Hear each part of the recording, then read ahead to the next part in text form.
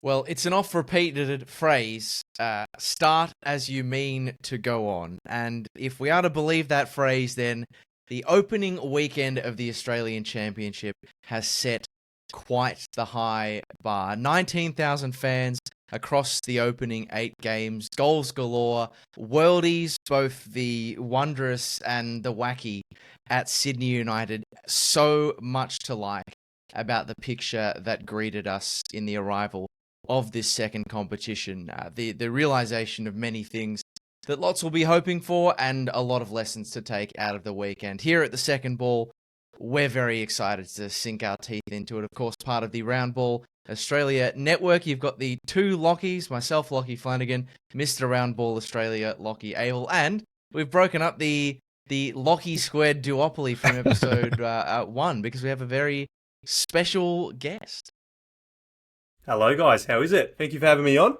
And if you don't recognize that voice, you've been living under a rock in NPL and Australian football circles, because it is the man himself, Mr. Joe K. Football, or should I be calling you Mr. Soccer 25 these days? Because the magazines are flying off the shelves. One of the great Australian football passion projects. Oh, definitely. No, it's could become the new title, I reckon. Maybe Soccer Joe. We could go for a rebrand, something like that, perhaps in the coming weeks. But yeah, no, the magazine's been a big project, and it has honestly, it has been flying off the shelf, and I love that because that means people are up and about for the championship. Couldn't be happier. Yeah, absolutely, and a few people have helped to push that cause more than yourself. So great to have you on board, gents. There is so many places that we can go, and there's so many different sort of strands to unpack. I think let's just start, and I might go to you first, Joe, because you were boots on the ground down in my home state of Melbourne as those magazines are again flying off the shelves at every venue you went to. And just if you can, try and pick a highlight, a standout moment of the weekend. What really pulled at your heartstrings this weekend? It's got to be that opening game at Lakeside Stadium. I think I got in nice and early to set up and get things ready, and then just seeing the floods of people coming through the gates, stands filling up, atmosphere building, everything just finally coming to fruition after years of calls from the clubs, calls from the fans, to actually have something now we can sit here and talk about. I think for me, that's the highlight. And in terms of the overall weekend as well, I think the game itself was a classic, something that we'll remember for years to come. And that's 100%, that's the highlight for me. Well, I don't want to call you other Lockie. That feels demeaning. But you know what I mean. Lockie, what jumped at you in the opening weekend? Yeah, look, like Joe, I had the pleasure of being there at Lakeside Stadium. That was absolutely just an event in itself. But for me, watching along the broadcast at South Hobart was it felt like that game was just everything this competition was supposed to represent. I know, like, we can talk about crowd numbers in terms of quantity of people.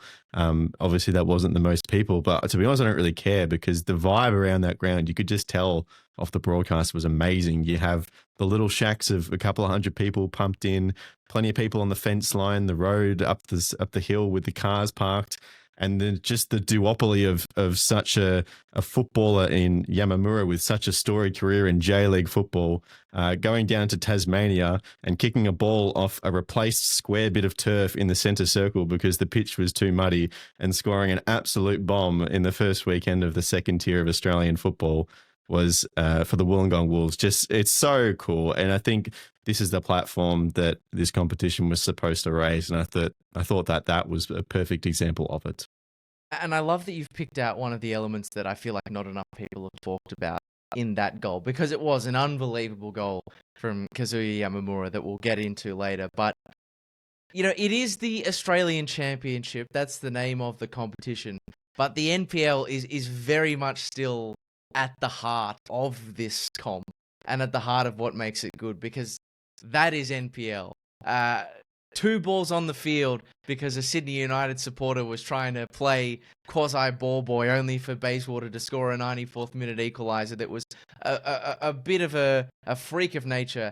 That's NPL, even though it's the Australian Championship, and that was good. I mean, you didn't even mention the the game looking like it was being played in the foothills of some like land in Middle Earth with the cloud, the Yeah. low-lying clouds in the mountains. But let's save Group B for a little bit later. We have to start with night one. Obviously, Joe, you've already talked a little bit about your impressions of being there and getting there early, but take us through it in greater detail. What really jumped out at you before kickoff? What were the conversations like that you had with people there? It's a hard thing to distill, Yeah. but take us through it. No, it was honestly a great night for Australian football. And I think I'll get to the stuff on the pitch in a moment, but just pre-game, I saw jerseys from all around the country. Was speaking with Mariners fans, families who've flown down from New South Wales, the entire family to come watch the games as well for the whole weekend. Plenty of people, making the trip down, making a whole weekend out of it, getting to 3-4 games this weekend. The conversations with a lot of the South fans in the stadium as well were, they were quite optimistic, even though they've had quite an underwhelming season in the NPL, but they've recruited well, and we saw that, come to fruition on the pitch with some of those signings having really standout performances. But then also with Sydney Olympic, they had a lot of travelling support down, and that main grandstand was really buzzing for that game. The blue, the white, a little bit of smoke in there at certain points as well, which we can get behind, I think, or at least I can. I won't speak for you two. And then as for the game itself, Ali Ogla, new signing with an absolute bomb to kick us off. I think that's a fantastic way to start the competition. South then really came back into the game, kind of took it on their own.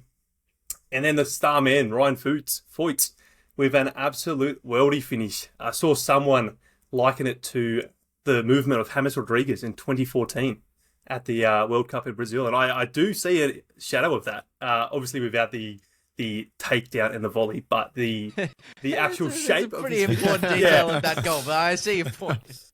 No, definitely a key moment. But look, all in all, I can't really praise the efforts of all involved to get to this point enough. And the fact that South, I think, looked really, really good, getting off to a great start in the competition, and honestly probably should have their eyes set on topping this group from here on out. Yeah, I mean the opening goals, the quality of goals that Sydney Olympic scored helped the cause of this game no end. Because as we talked about, Lachie, last week, like if there is one game that people who are not going to be ride or die followers of the Australian Championship were going to watch, it was going to be this one. In many respects, this is like the bedrock for what's going to follow, and it did that perfectly. I mean, Jordan Lampard's goal to win it was unbelievable. But, I thought the crowd of, it wasn't quite the 10,000 of the Australia Cup, but what did you sort of make of the 6,600 turnout, Lachie, at the game? There was mixed opinion from some sects of the population, not necessarily the ones that I operate in, but I think there was maybe a certain contingent that liked to, pick holes in South Melbourne. But I feel like it's a figure that does have to be put in perspective. Generally, and these are not connected tiers as yet, but you expect a scale down at a lower level of competition, right? So for anything that is outside the fully professional footballing sphere to be hauling in 6,600, I don't think we can sniff at that, even if there might have been some who expected 20,000 people to be lining the gates at Albert Park. 100%. And I think people's opinions on this will largely be decided around whether they're viewing this as a step down from the A-League or a step up from the NPL. And when you consider, the multiple cameras we had at every game, the expert commentators, including yourself, congratulations, by the way, outstanding call on the weekend. But from what an NPL game is, stepping up to the kind of quality of product that we received on the weekend is really, really cool. So people who have been following these clubs day in, day out will have noticed that uptick. And obviously a crowd like 6,800 and the NPL game, apart from the odd South Preston game, is pretty much unheard of, right? And a final series, of course. So from that lens, that's outstanding. This is the uptick from the NPL going into the championship that we looked for. And my biggest takeaway from this game, and I've told a couple of people about this and they feel the same way, is that this game did not revolutionise Australian football.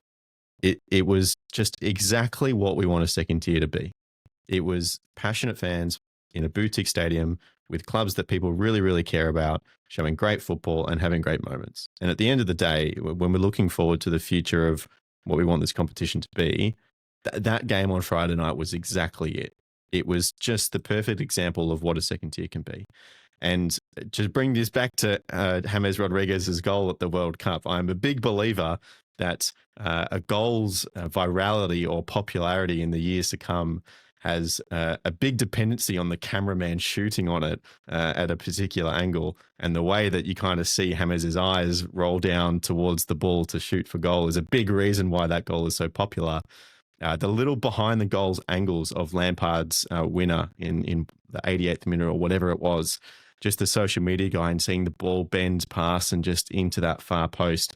And then some of the photos taken, our mutual friend Antonis has a really great one of, Lampard pointing the finger up to the crowd and celebrating. What a memorable moment it was. I think that moment is just going to be etched in this competition and that club, South Melbourne's history forever. And it's really, really cool. It felt like when that ball hit the net, 3-2 in the dying moments against in a rivalry so storied as South versus Sydney Olympic. That moment, that was what all of those 6,800 in the crowd were waiting for, and particularly for South fans for so long. So I thought it was really, really cool. You've made my job as a host very hard, Lachie, because that was a spiel so dripping with threads to pull on that I'm not actually entirely sure which one to yank first. But I thought your point about perspective is such an interesting one, because it links perfectly into what you said about the broadcast. Isn't it interesting how your perception of something can change just based on the way it's packaged? Someone who's maybe not the hardest worker in the room, but the best seller in the room, can get further than the person who's the biggest talent but can't sell themselves. And those little things that you've mentioned with cameras behind the goal, even with the difference that is made between a one camera locked off NPL shoot and a 3 camera SBS on demand game, makes such a difference. You develop a greater level of appreciation for the skill of effectively semi-professional players, just because you can see more. You can see that minutia. When you see something with one angle in an NPL game, even if it is impressive from that angle, it's impossible to appreciate it in its fullest extent. These little tiny bits give you the chance to appreciate the players, the football, but also the venue. I mean, I'm biased because I'm a Victorian, but these drone shots over the top of Lakeside, and you realize what a brilliant. Now I know the running track divides opinion, but you realize what a brilliantly positioned venue it is on the sort of the banks of the city. I honestly, I was welling up. I was nearly like emotional with homesickness at that one. But the other bit in terms of the crowd and the expectation point is that one of the things that is going to make or break this, and like this is what we're interested in this podcast, right? Like is taking this long term, is what it means for the future. And the interesting part is whether a 6,000 crowd is something that is the high watermark, or it is a 6,000 crowd that builds on something. Like, I'm interested in your perspective on this on the ground, Joe, because you would have come across plenty of Sydney Olympic fans, no shortage of South Melbourne fans, but probably a fair share of neutrals too. Did you get much of a sense that, this is the kind of event that those neutral people, those people who didn't have a dog in the fight, would A, want to turn up to again to, but B, bring a few more mates next time? Not that it needed to be a bigger crowd, but we know these clubs have all got baked-in fan bases that will turn out for them. But as with every level of Australian football, really, it's that next level. It's the hauling other people in to make it a wider network. Did you get the sense that there was enough there for that to happen and for this to sustain itself? Yeah, look, I do think we will see this sustained. Obviously not to the level we saw in that opening game. I think it's a massive event. You're going to get people like myself travelling down to the games to get around it. But then come round 2, a lot of those people are going to go home and they're going to take their friends out to the games back in their home state as well. So whilst not necessarily, I don't think South Melbourne are going to be pulling in upwards of 6,000 for every home game. I don't think anyone who went to this game would be opposed to returning. I think it was a great experience on the night. I think there was great experiences all around the country from what I've seen and heard. And I do believe that there's a strong chance that the momentum will continue to build throughout the tournament as we start to see some of these other teams go head to head. This weekend, I believe we got Preston versus Canberra, Croatia in Canberra. I think that's a massive game for Canberra to get around as a community. And those type of matchups are going to be littered through the remainder of this group stage before we get on to finals games, the knockout stage, where we're going to see some really big games start to take place. And that momentum just continue on building like we've seen in recent years and in NPL land. I think there is something big brewing here. And whilst we might not be getting that upwards of 5K every single round, I do think long-term, the sustainability factor could be achievable if we all as a community, continue to keep supporting these clubs, these grounds in our own backyard, and then also migrating for the big ones like that opening game at Lakeside. And I think the other side of the coin there, Joe, is not every. You are right in that not every game will be 5,000-6,000, but not every game has to be. No, of course not. Not every game has to be. I even look at something like again. It does come down to what you set your expectations for what this level of football, what a more consolidated, longer term league format of this level of football could look like. But I even look at something like 1,000 people at Magic Park, which we'll talk about later, and think that's a great turnout for an NPL club in the northern New South Wales. A team who probably, with the greatest of respect to them, wouldn't have been going in to this tournament with the greatest expectation of succeeding, of progressing, of necessarily being there longer than the 6 weeks. And the other interesting part of this, Lachie, it's like a double-edged sword, is you think, what's the appetite going to be when these teams have to play each other again in 3 weeks? I can't think of a Sydney Olympic fan who isn't going to have at least the slightest bit of interest in a revenge mission when South Melbourne come to Cogger, and I'm sure there'll be a few South Melbourne fans willing to come along for the ride. Absolutely. And as much as we all want that home and away league over a full winter season, one of the pros of having this 6-week Champions League format into the knockouts is it's actually really easy to hold that narrative. And it's only 3 home games per teams in the groups. So if you miss a game, you're missing out on 1/3 of, what this group stage is. If you're a fan, that it's going to go along to home games. So whilst I kind of agree with Joe, they'll probably see a little bit of a dip off the 6.8K. That is not a bad thing. It's about holding it on the way through. And I will say I went around in the second half and I sat on the far side of the ground. And when Lampard scored that goal, apart from the small section of very committed Sydney Olympic supporters who travelled, almost every single arm in that far stand went up in celebration straight away, which tells me that there is a very strong following there. And moving forward, absolutely, the narrative of, okay, we got you this game, the other team is going to get us back. That's only a couple of weeks away for Sydney Olympic supporters. It's not like a regular season where it's a couple of months ago and you have to remind people what happened. So as much as, it is this kind of shorter Champions League format, I think that really is one of the advantages. And I think it's absolutely likely that, we'll see these crowd numbers continue to settle and then form a very solid base. And then before you know it, we're getting into the knockouts, and that adds its extra layer of appeal onto it as well.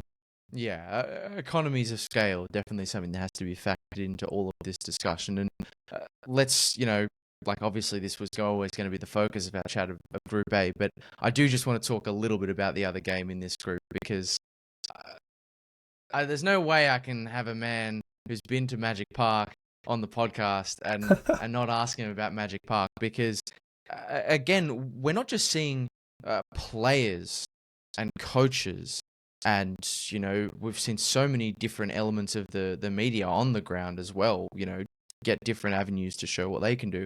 We're also getting venues, and haven't the TV cameras and yourself in midweek, Joe, unearthed a gem in Magic Park? What tell us a little bit about the venue that turned out such an entertaining game as Moreton City won its in a 3-2 thriller in the 95th minute, I think. Yeah, it's a very special ground, Old Magic Park. It's I'd call it the Frankenstein of this championship group stage. It's got bits and bobs of absolutely everything. So I made the trip up a couple of weeks ago. It was actually just before the Australia Cup matchup, Newcastle versus Macarthur up in Maitland. And I made the trip up for that game and just popped in at Magic Park on the way through and was speaking to the club president, Andrew Bozanovsky, and just telling me stories of different aspects of the stadium, like the train station benches from the Broadmeadow Station, which is a 200-metre walk up the street.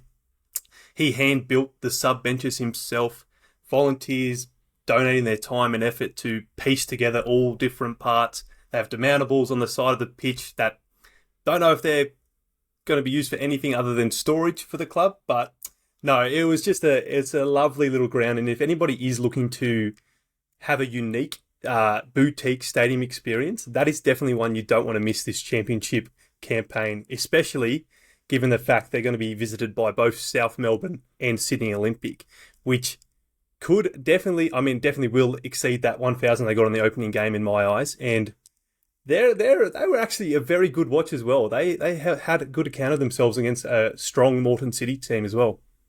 Yeah, and look, the Australia Cup has always, just quickly on Magic Park, I don't want to become the Francis Bourgeois of this podcast, but the train station benches, as a guy who loves his public transport, that tickles me. I remember watching the video and you saying how close it was to McDonald Jones Stadium, but it was only watching the broadcast where you can see it smack bang in the background. You're like, wow, that's actually quite incredible. But we've always looked to the Australia Cup, right, as the foremost place for players at an NPL level to showcase themselves, right, to the outside world, to show what is capable at this NPL level.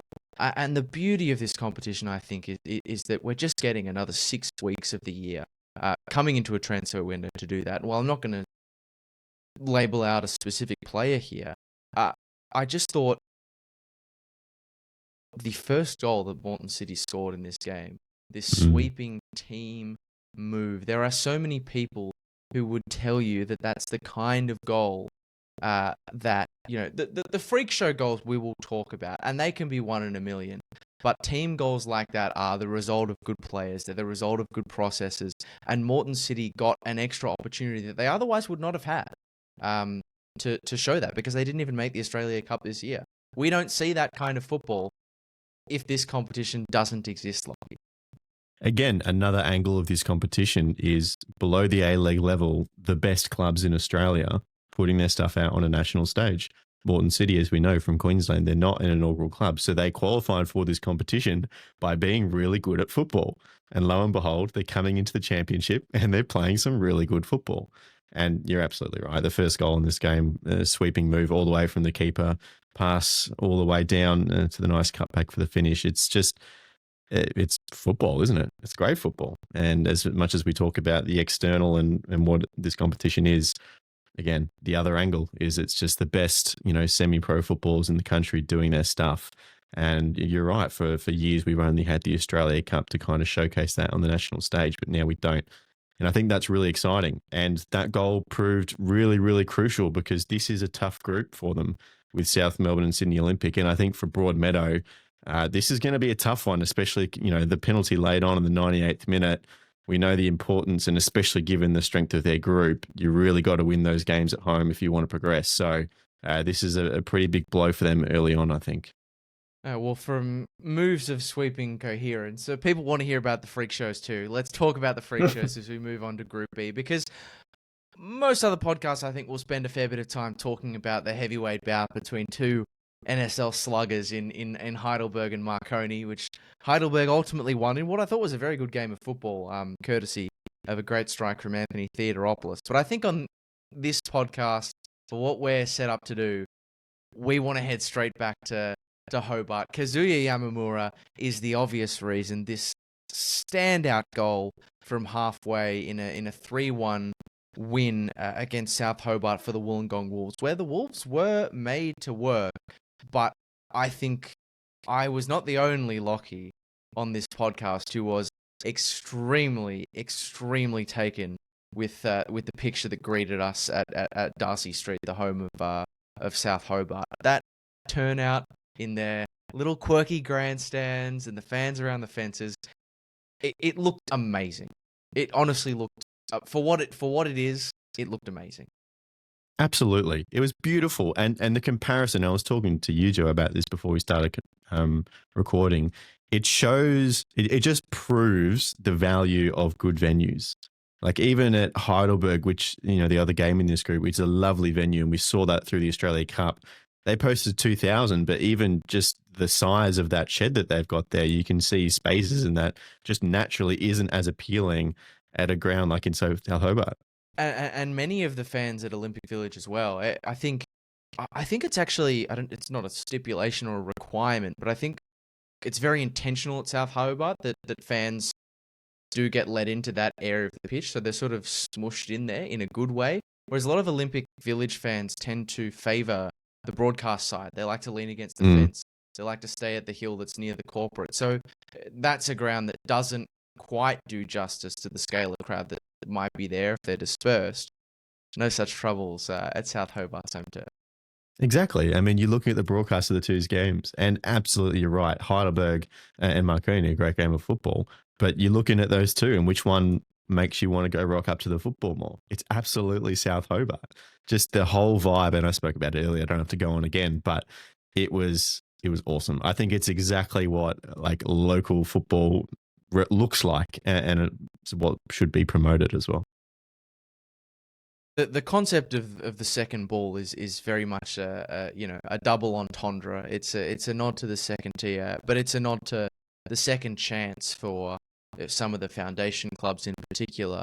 But Joe, I think it also incorporates maybe not a second chance, but for a state like Tasmania, a second chance to show what is capable down there, because they are traditionally a starved sporting populace in many respects. They've had to wait a long time for a lot of things, and the prospect of a national representative in football has always lingered over this state without really ever reaching an endpoint. I mean, the closest we got really is Western United playing a handful of games there, and there were okay crowds there, but this was a chance for Tasmanian football to show what it is capable of, to show that it's got more to give.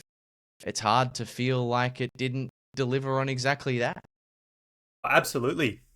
I think many people probably look at this group, they've labelled it the group of death, but I don't think South Hobart was ever a consideration of it earning that title.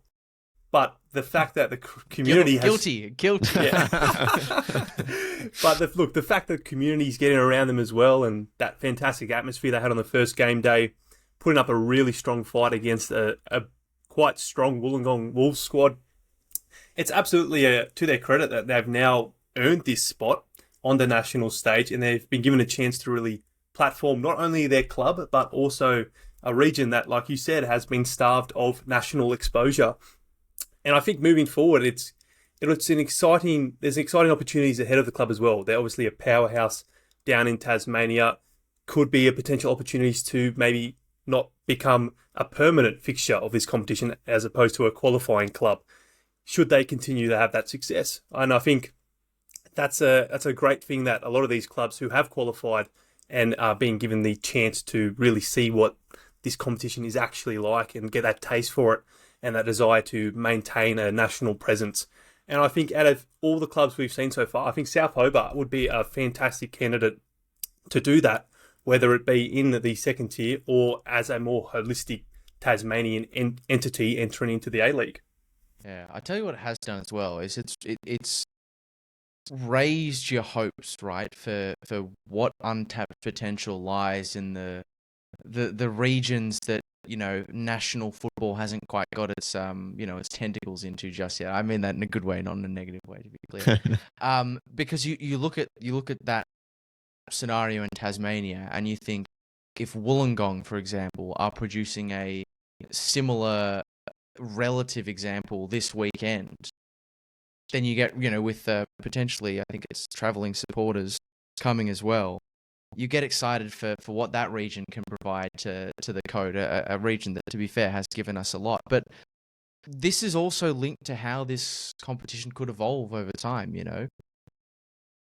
we've got a sort of 2-year locked-in period of this format, but there may be more opportunities for teams to take a place in this competition, not through finishing as the premier, but teams to potentially buy their way in. Like, Joe, I'm sure you've heard up here in New South Wales that a lot of people talk about a team like Sutherland being potentially a team who could enter the competition in that way. There is still chances for people to enter that way, and with a match like that, Tasmania give themselves a good showing that someone could say, hey, I want to invest in making this a serious thing. I want Tasmania to have a permanent presence. And it's another window, another insight that we wouldn't otherwise have without this competition. And a player we probably wouldn't have seen on Australian shores if it weren't for this competition is Kazuya Yamamura. And we've talked about the goal. It was incredible.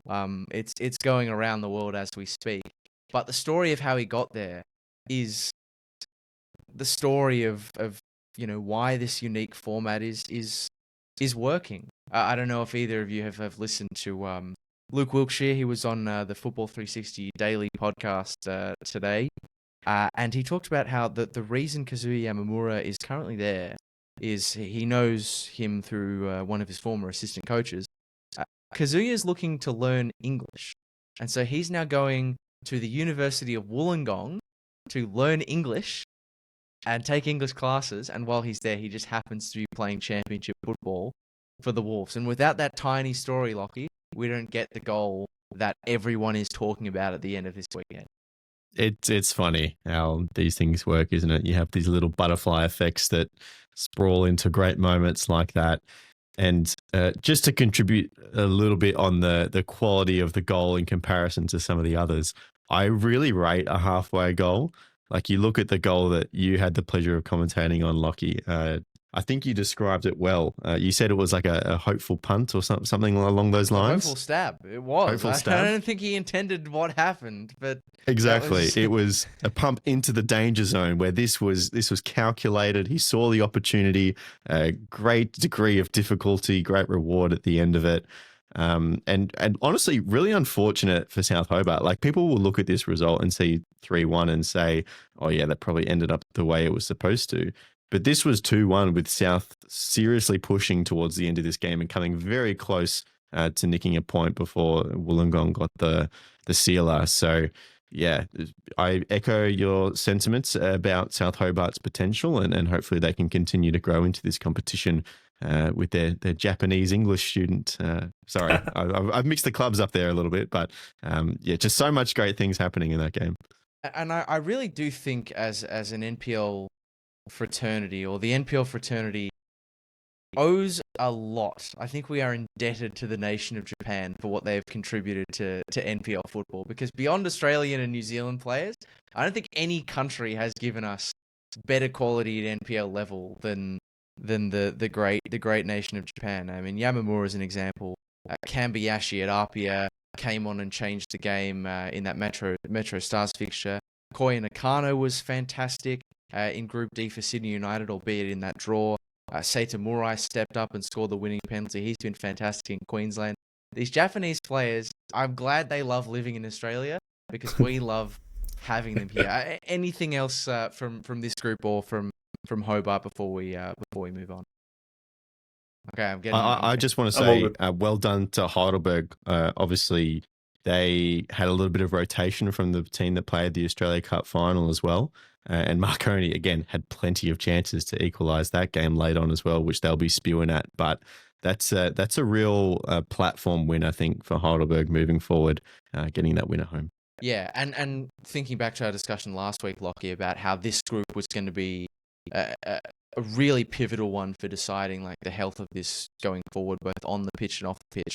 I think it ticked both boxes in that regard. At Olympic Village, you had a great footballing contest. At Darcy Street, you had a fantastic spectacle. And we talk about, venues that are fit for purpose. And BT Connor over in Group C, as Preston Lions played out what was something of a shock draw to some. But anyone who has watched NWS Spirit with their late heroics this year know that the New South Wales Premiers have been scoring late goals for fun this year, which is exactly what they did through Caleb Jackson-Brown in stoppage time to cancel out Jason Romero's first half opener. But Preston, as we hoped they would, delivered a very solid return of 4,000 spectators at BT Connor Reserve in the nice 3 p.m. Saturday time slot. Joe Kay, you were, of course, one of those 4,000. Did you miss it? I don't think you missed a game in Victoria this weekend, did you? I did actually. So I missed the Avondale game and half of Heidelberg as well, actually, because I had to jump back up the Hume Highway to get back to Sydney. So I drove down this weekend. No, the fact that you drove, you get a pass. But yeah, you did more than most. You were definitely at this game. I know you've been to BT Connor before, but how did you take in the atmosphere? Obviously, coming down off the high of Lakeside Stadium the previous evening. No, it was again another just great day out at the football. Strange being there in the daytime though. Obviously, I was there last time in the night, and great atmosphere for that first cup meeting between South and Preston. Fantastic atmosphere there. A little less spicy this one on the weekend. Definitely more of a friendly affair. It maybe not so much on the pitch, but look, great crowd in there. It just feels so much more than what it actually is, I guess, in a way. 4,500 or close to, just really good, solid turnout. Something I was a big fan of is the changing of ends of the home team, depending on which half Preston are attacking. I was a big fan of that. It's like a wave of momentum each half of the pitch. Very interesting. As for on the pitch, yeah, Spirit obviously came in as the New South Wales premiers. They lost some pretty major names in the coaching and on-field department. Mikey Conestable, I'm pretty sure, is over in Europe, gallivanting over there on a pre-booked trip. But, these things tend to happen when you're this much of an underdog heading into the championship qualification. But look, as for the game itself, I thought Spirit started quite well. And then Preston obviously came back into it, got their early goal. And, yeah, it looked like they were going to close it out. But Spirit, like they always seem to do this season, found a way towards the end of the game. Yeah, honestly, in terms of the general atmosphere, great day out. Definitely anyone looking to make a trip this championship campaign, Preston is probably number one on that list, I would say. And as an outsider to Victoria, you've been to the venue before, but I feel like one thing that I appreciate about the venue. Obviously, everyone talks about the atmosphere, and rightly so, but for the scale of people they have to cater to, with the amount of volunteers they use,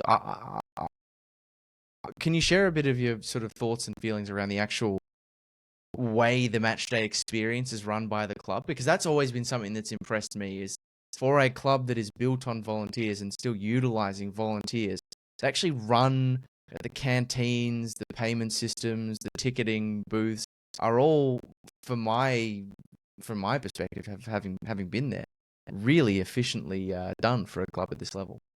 Oh, absolutely. It feels very much as close to professional as semi-professional can get, in terms of you're in a very small boutique stadium, but everything is run so smoothly. They were giving out free apples as well, which was I love that. That was awesome because if you're a horse in the north of Victoria, you're in for a treat at BT Connor. Yeah. No, it's great and very professionally run. Could get your screen in nice and early. Unlike some other grounds that I heard there were a lot of issues over the weekend, but queues were so long. Yeah, especially that South opening game, there was a few issues there. But Preston smashed it out of the park. Hospitality great, honestly. Just a fantastic experience for anyone. Yeah, you can't knock it in many respects. As for the Spirit perspective, obviously a great story for them to sort of buck, I think, the expectations that some people had anticipated for them, given all the turmoil that you mentioned, Joe.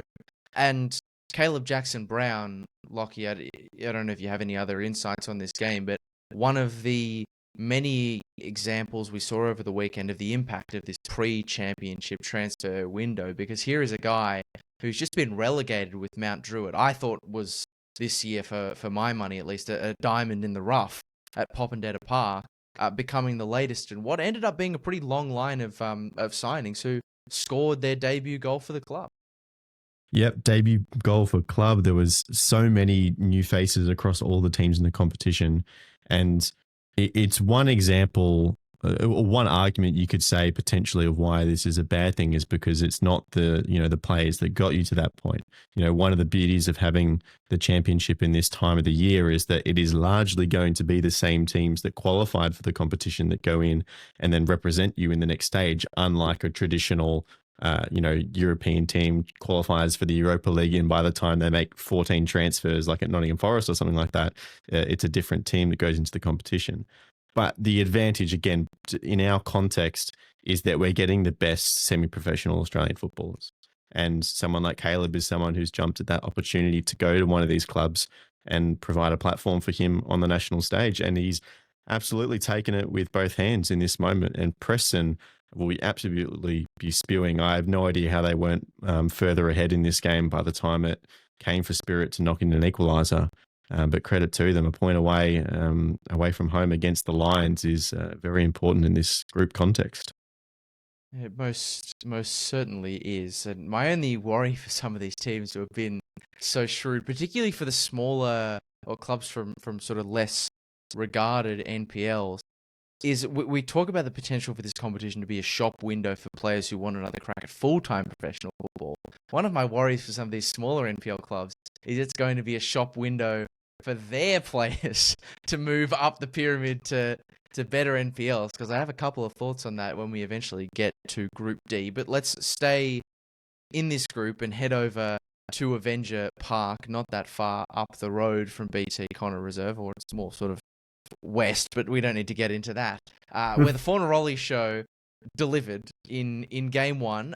Another example where our expectations and the reality in terms of the actual result, as Canberra Croatia went down 3-1 to the Foundation Club Avondale in a game that was only sealed by Zach Cianci in stoppage time, Lachie ended up being a lot further apart than we initially realised. Yeah, absolutely. Difference in expectations. I can't believe I didn't make the link of the transfer story between these two games, because the first goal, Amir Abdallah, the gold medal winner in Victoria from a couple of years ago, coming from Green Gully, to Bruno Fornaroli, two new signings, creating that first goal. And, now thanks to those transfers, forever etched in the history books of, the league and Avondale as well. But yeah, look, Avondale seriously have strengthened obviously during that period, and to get the win at home is obviously very important first up. And look, Canberra had a very good account of themselves. I know people weren't giving them too many chances coming in, but to put an account like that in the first week against what is a very strong opposition, hopefully again is a platform to build on in these next 5 weeks. Joe, I don't want to lean on you too heavily for this one, because I know you were probably on your at least an hour or two up the Hume by the time this game was going on. But, Avondale are a club who sit a little differently to some of the other Foundation clubs. They don't have quite as much of an established fan base, but I thought the crowd and the atmosphere from what I saw was solid at Avenger Park. And Canberra Croatia seemingly had a fairly solid contingent of supporters as well. And one of the elements that maybe we haven't talked about at all on this podcast yet is there a benefit? Are we going to see a benefit to the diasporic element of some of these clubs? Like, because I would put reasonable money on some of those people supporting Canberra Croatia that day being fans of Strathmore Split, being fans of Melbourne Knights, who notoriously in Victoria are not big fans of Avondale, fans of Dandenong City.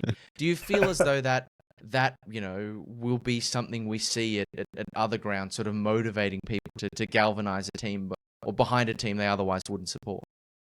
Absolutely. I think that's going to be one of the key successes of this tournament as a whole, will be those diaspora in different parts of the city who can make up the numbers. I think a great example for that will be when South Melbourne host Broadmeadow Magic. That is going to be a massive game, and that crowd will be huge. I think you're going to see a lot of Preston fans there in the crowd. And we've also seen, especially with the Macedonian clubs, we've seen the likes of Stirling Macedonia and who's another one? Bankstown City Lions in Sydney, even publicly stating their support for their fellow brother and sister clubs around the country. So when the likes of Broadmeadow come to Sydney Olympic, you'll see the same thing there. And I think when Canberra Croatia make the trip up to Spirit, you'll see Sydney United boys there. It's going to be something that I think will help carry the crowds, especially in those when the smaller clubs make trips where they won't have that travelling support. You're going to see, some big away bays who might not necessarily be travelling, but they'll be filling up the seats, no doubt, and adding to the atmosphere. Yeah, and the difference between a few hundred, for these smaller clubs especially, the difference between a few hundred people and cracking four figures is a significant difference. If every one of those extra 700 people is paying $8 for a Chavapi roll, $10 for a Suba, chuck in, I don't know, people don't pay $2.50 for a can of Coke anymore. I wish we still did, but whatever price they charge, that's a significant windfall for some of these smaller clubs who are generally operating with limited means. I touched on Fornaroli in passing, Lachie. The amount of social media support in particular this competition has had so far has been great. I think one element that we still want to see and still want to build on is a greater mainstream take-up of talking about this competition beyond the work that SBS are obviously doing to broadcast the tournament. And you can't help but feel like someone like Fornaroli potentially being amongst the goals with regularity, having that star power at this level is something that will potentially help the competition to do that. Spot on. He is the biggest example in the league in terms of popularity of mainstream is probably not the right word, but like wider football popularity in Australia, right? Obviously, his success at numerous different A-League clubs never quite did get that A-League championship. So I'm sure he's really chomping at the bit to go and win a championship trophy in Australia. Hopefully that could be at Avondale potentially. But, obviously Socceroo fame as well. He's played for the national team. People know who Bruno Fornaroli is. So 100% to have him score the first goal for the club and hopefully scoring goals week in, week out for Avondale at, what he said is a very professionally run club. And it's one of the reasons why he chose Avondale to go to for this championship. You were talking last week about the numerous rumours of different clubs that were trying to fight for his signature. Avondale were the lucky ones because they could prove to him that they were really taking this competition seriously. So when people do get, brought through the door, they have that, not clickbait, but the reason to kind of pay attention to a club like Avondale. They're going to be rewarded with obviously some really nice football, but a really well-run organisation. And hopefully that's the kind of footballing community club environment that once these people do get in the door, they're going to want to hang around and stay for a while. Yeah, it gives people an extra reason to go and see a team that desperately are in need of as many reasons as possible to go and see them every week in Avondale. It's the kind of shot in the arm.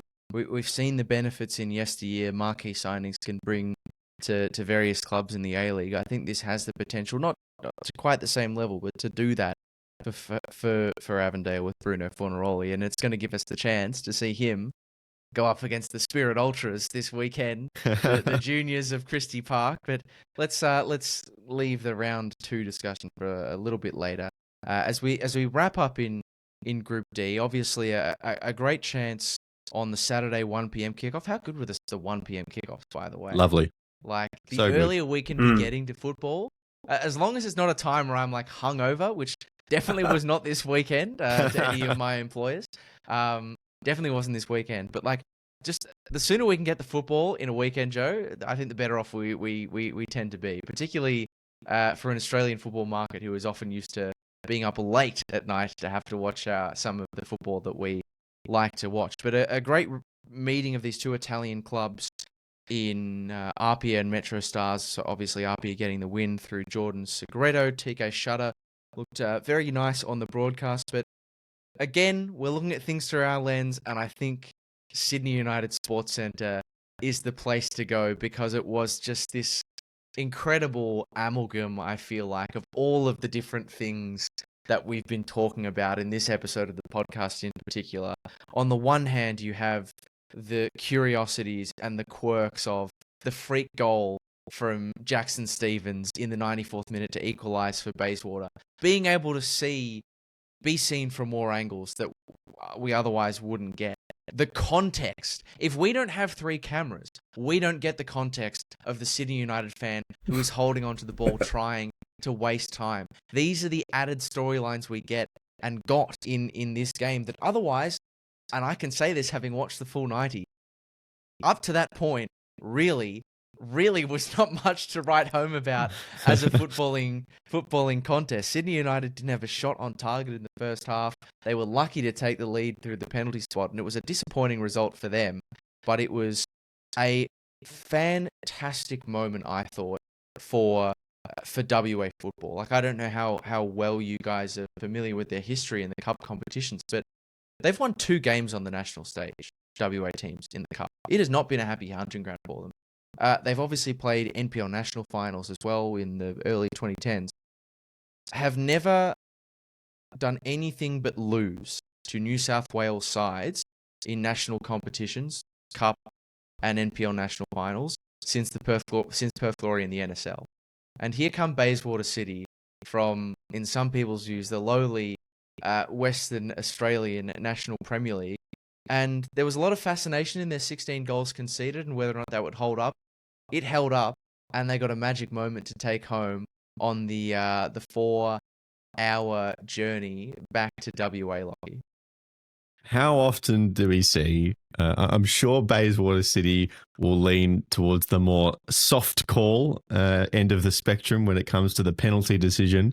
The phrase "ball don't lie" come out when a remarkable goal seems to level the karmic playing field of a game. It was incredible, and the moment. And Matt Olsen, who is our WA correspondent for RBA, he was at a club event with Bayswater with just a small gathering of people, connected to the club and watching the game. And he was saying that the atmosphere in that room once that goal went in was just bananas. People jumping out of their chairs and not quite flipping tables, but definitely making the room shake a little bit. Such a cool moment. And we think about, moments to really grab this competition. That's one of them. And the brilliant S-housery of, waiting for the deliberate moment to throw the ball back on the field to try and stop the counter-attack really gives a new meaning to the crowd being the 12th man and trying to impart their impact on the game, Lachie. Yeah, I feel like I'm loading the bullets for someone else to pull the trigger here, but Joe, I've seen some people suggest online that goal shouldn't have stood because of the multi-ball factor. And because of the fact that some Sydney United played at the second ball. No reference to this podcast intended there. I don't know about you, but I feel like that is to have disallowed that goal would have been antithetical to the spirit of semi-professional football, right? Absolutely. That is grade A karma, and that is a beautiful thing. It's a beautiful thing. And there's many more incidents like this I'm sure we'll see throughout the championship. If we had this many cameras at the NPL, you'd catch him every week. So moments like this are the special, and it's the things that you really enjoy about us being able to platform these clubs in this competition. Lachie, I'm just wondering, do we need a logo change of just a silhouette of the Sydney United fan with the second ball in his hands, just ready to throw it onto the pitch at the perfect moment? Our new podcast artwork should just be a screen clipping of the 2 balls on the field at once. Like, we're literally the second ball. So much, again, to come back to the format part of the Australian Championship. This group was one that didn't necessarily strike you as having the most important or most interesting kind of makeup in terms of which 2 teams progress. A lot of people would have said that Apia and Sydney United would go through. Apia now look like the clear favourites. But all of a sudden, it feels like the games in this group by round 2 have become so important because I thought Metro Stars gave a good account of themselves, albeit in a losing effort against Apia. More than enough belief to say they could get enough results against the other teams in this group. Bayswater now have a point, so who knows what kind of confidence they're playing with. And then, Joe, Friday night at Leichhardt Oval, it already feels like a massive game in many respects because I would be willing to stick my neck out on the line and say that if Apia win that game, they are basically a lock for top spot. But Sydney United now almost need to win this game in a lot of ways because their performance was really bad. Against Bayswater, but we know they're a team who get up for big games. We know they're a team who played really well in their head-to-head meetings with Apia this season. The thing we don't know is what kind of effect, because I believe this is the first game we're going to see where the two teams playing have played each other before in the regular season. I'm happy to be corrected on that if I'm wrong, but I think it's the first one. We don't know what effect to the crowd figures for this game, the heightening of, the championship aura around this game that they otherwise see twice, in some cases 3 times a year, is going to bring. And that's my question to you, is what kind of extra meaning, what kind of turnout do you think will be brought to Leichhardt off the back of this, what would otherwise be an NPL New South Wales fixture, having the championship label and the importance of what this game represents in Group D bring with it? I think this is pretty much going to be, in many regards, the kicking off of the championship in New South Wales. Like we saw down in Melbourne with South and Olympic, this is going to be not only a big game for individual clubs, but neutrals as well. This is the one we're all going to be turning up for. Sydney United, and I did hear a rumour that, and I really would love to fact check this, but I'm just going to say it and we can run with it. If it's right, it's right. If it's wrong, it's wrong. I did hear somewhere that 1,000 away tickets might have been sold to this game. Possibly completely false, but we'll see what happens. We'll see what happens this weekend. I do believe that there's going to be a massive crowd there. RPA are doing a fantastic job of engaging the local community throughout the NPL season. Their success winning the championship is only going to bring even more numbers through. A really good area, I think, as well to target with a competition like this, something that Leichhardt and the Inner West can really get around. And neutrals, like myself, we're going to be absolutely packing out the stands. As for the on-field aspect of things, Apia should really be going in as favourites for this game. Like we mentioned, definitely favourites to top the group. Sydney United look quite poor. They're without some very key members of their squad as well, with Antelmi and Vlastelica as well. So it's going to be interesting. Apia should win. Apia should have won many times before against Sydney United, and they've always, there's always a bogey team, and that is Sydney United for Apia. So I think we're set up for an absolute classic and just a proper kick-off of the championship in New South Wales as well. And just on that point, sorry to cut in, Lachie, but obviously the fixture was done specifically in this way. So we have round 1, a lot of the games in Melbourne, and now round 2 is the Sydney weekend. So I'm pretty sure every Sydney team is playing in Sydney, and then you have Wollongong playing at home as well. So that kind of that area, this is really, Sydney's time to shine. Yeah, it absolutely will be, and I have to say, not to spoil any news, but I'm very excited to be calling that game on Friday. That should be an absolute cracker. And you're right, Joe, in that this game, has been a tricky one, weirdly, for Apia. But also, if you've ever watched this game at Lambert Park, Sydney United fans do tend to make the journey. And while it's not a massive venue, and it may only be the high hundreds, again, the difference between the high hundreds and the low thousands is a significant one. And if Sydney United bring 1,000 in their own right, that makes you really excited for what could be on the way this Friday night. Any other points on the weekend's action before we do look ahead to the rest of the games that are coming? Well, I can't let you go through, Lachie, without asking you, what was it like for you as a commentator? Obviously, the first round of this new competition, and I'm sure, it was a privilege to just be, a part of the voices that were presenting it to the Australian public. Yeah, it was special. It's nice to be, I think, trusted with, I guess, the responsibility of helping to bring in this new thing. And I think obviously I speak to my own interest here, but I think it's been great that the tournament and the organisers have lent in to that sort of alternative, particularly in like social media. There's been a lot of fresh people we've seen come through, and I've been fortunate with the opportunities I've had. What I think has made me even happier about the weekend. Yes, I'm happy to be involved, but and I'm not just saying this because it sounds nice, but I was far happier for the other people who were calling this weekend. For someone like Will Constantinides, who's been, if you don't know him, he's been toiling in New South Wales for a number of years. Nick Kutenyak, who commentates professionally a number of other sports, but toils week after week in NPL New South Wales, but no one outside of New South Wales probably heard his voice all that much unless they've been listening to greyhounds across the tracks in Australia. He gets to call this massive goal, and I thought he called it really well. The excitement was palpable in his voice from that Yamamura halfway goal. But if something like this doesn't happen, no one in Tasmania, no one in Victoria has heard that voice before. And this is a guy who, I consider myself fairly passionate and dedicated to the craft of commentary. Nicholas Kutenyak is on another level. He is the commentary almanac. He has his own printer that he brings to games. His own table, his own monitor. I thought I was cool having a set of binoculars.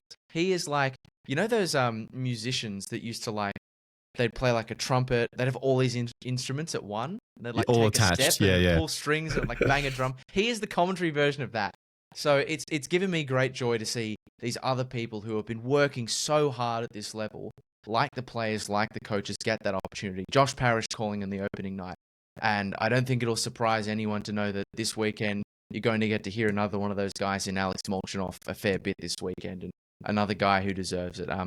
That's been a really exciting thing, and long may it continue. Hopefully, I hope that people are enjoying. Sometimes change can be different. Sometimes people don't like new voices. I hope people are enjoying what they're hearing so far, because I think one thing you cannot question about the people who are calling these games is that they care about the product. I don't think you can question that, and yeah, hopefully that goes on. As we look ahead to round 2, gentlemen, anything you want to flag as the standout from week 2 of the Australian Championship? Apia v Sydney United on Friday is a pretty tasty dangling carrot. The arrival of Collegian Sports Stadium down at Wollongong against Heidelberg's a good one. I'm going to be selfish and submit mine first before I throw to you, Joe. I have it on pretty good authority that a reasonable travelling contingent of Preston fans are going to be making their way to Deakin Stadium for Canberra, Croatia, Preston Lions, 1 o'clock this Sunday. And if that is true, that's going to be a fun one, I reckon, on the Sunday, because that's what we were hoping for. We were hoping these Preston fans who turned in their numbers at home would contemplate an away trip or two. Bang, week 2, we've got our wish. Joe, what's sticking out for you? Well, look, I'm currently looking at the fixtures list here, and I'm actually trying to plot out my weekend. So Friday night, definitely going to be at that one, Apia, Sydney United. I think it probably is the game of the round. It's a massive one. So that's going to be my Friday night sorted. Saturday's the big question, isn't it? Yeah, that's a tough one. Because Kogarah to Christie Park, if you're a real madman, you can do that. And I reckon you will be mad enough to do that. Well, that's the thing, though. But that Canberra-Croatia game is also really tempting, because I think you're right. That is going to be a big one. And I'm trying to get to as many grounds as possible. And I can get to the Sydney ones later on. There's actually a period. I think there's a Marconi game at 1 on a Saturday, and then there's a Sydney United game at 3, or something along those lines. So I think that's going to be a fun one that day. It's about 5 minutes down the road, Lachie. Just for clarity there, mate. But thank you, I appreciate it. So I think I'm going to go 50% of the Lockies understood the geographical reference there. So I'm going to go Apia, and then I think I'm going to go down to the Gong. I think that's going to be a really fun one down there. Hit up Chico's pre-game for a good feed, from what I've heard by the locals. And so that's my game. Wollongong Wolves vs Heidelberg United. A big one. Very important game in that group. For sure. Yep. Lockie? Look, sometimes when someone asks you who your favourite character is on a TV show. You feel awkward picking the main guy. You feel awkward picking the Michael Scott of The Office as your favorite character. But West Zarpia against Sydney United absolutely is the box office ticket. So I'm picking my Michael Scott. That game on the Friday night is going to be awesome. If Joe is correct and there is that many travelling support, it's going to be a pumping atmosphere and just, again, another brilliant advertisement for what this second division can be. Okay, well, I know I've already said Canberra, Croatia, Preston, but in proof that you can take the boy out of Melbourne, but you can't take the Melbourne out of the boy, I am going to go for a hipster secondary suggestion and say I am really excited to see Northeast Metro Stars take the trip to Bayswater City, because I reckon the mood at Frank Drago Reserve will be very high after what they saw against Sydney United, and I reckon the confidence will be too. Just to run through round 2 in the Australian Championship. West Apia, Sydney United, 7 p.m. this Friday. Marconi hosts South Hobart in the 1 p.m. kickoff on SBS on Saturday, followed up by a tasty clash between the Wollongong Wolves and Heidelberg United at 3 o'clock. Then another Super Sunday rolls around. You may see Joe K's head sticking out at Canberra, Croatia against the Preston Lions at 1 p.m. That wasn't a mean comment. It might have sounded like one. It wasn't. Sydney Olympic hosting at Kogarah for the first time as they welcome Broadmeadow Magic. That will be an interesting one to see what kind of travelling support Broadmeadow get, because Rockdale is not far from Kogarah. I reckon there might be a few who would contemplate turning up to that one. We saw them turn out in good numbers to the grand final against West Apia. Bayswater, of course, hosting at 1:30 local time, 4:30 Eastern against Northeast Metro Stars. South Melbourne at home again against Moreton City. And then Spirit FC, the Spirit Juniors, welcome Bruno Fornaroli to the Arctic Circle. It's not going to be so cold this time around, and hopefully it'll be a red-hot game of football to match. Gentlemen, thank you so much for your company on this edition of the Second Ball. Lachie, you're going to be here every week, so you can just take your thanks as like an advance payment for every week. But Joe, pleasure to have your company. It's great to talk to you about a competition and a concept, a set of teams, a code that is clearly so near and dear to your heart, and probably doesn't factor in anyone who's listening to this podcast. But for those who want to follow along with your journey, want to buy your magazine, where should they head? What should they be doing? Oh, no, thank you very much for that, guys. It's been a pleasure jumping on. And look, if anyone does want to follow along my social journey during the Australian Championship, it's just Joe K Football on Instagram and TikTok as the main platforms. And then if you do want to pick up a magazine, get a bit of a understanding about this competition in greater detail, soccer25.com. And buy it while you still can, because yes, the Joe K printing press is working over. The family printing press is working overdrive at the present moment. Thank you for your company on this edition of the Second Ball. Of course, part of the Roundball Australia Network. We'll be back next week with another raft of guests coming your way, hopefully in the coming weeks. And if you want to let us know if you've enjoyed the podcast, leave us a rating on Spotify. Go and follow Roundball Australia on socials. Go and subscribe to the YouTube channel as well. That's Second Ball Podcast on YouTube. Lachie, the other one, will be the hardworking one, will be pumping out clips for you to dissect from this podcast. But until next week, enjoy what will hopefully be another fantastic weekend of football in the Australian Championship.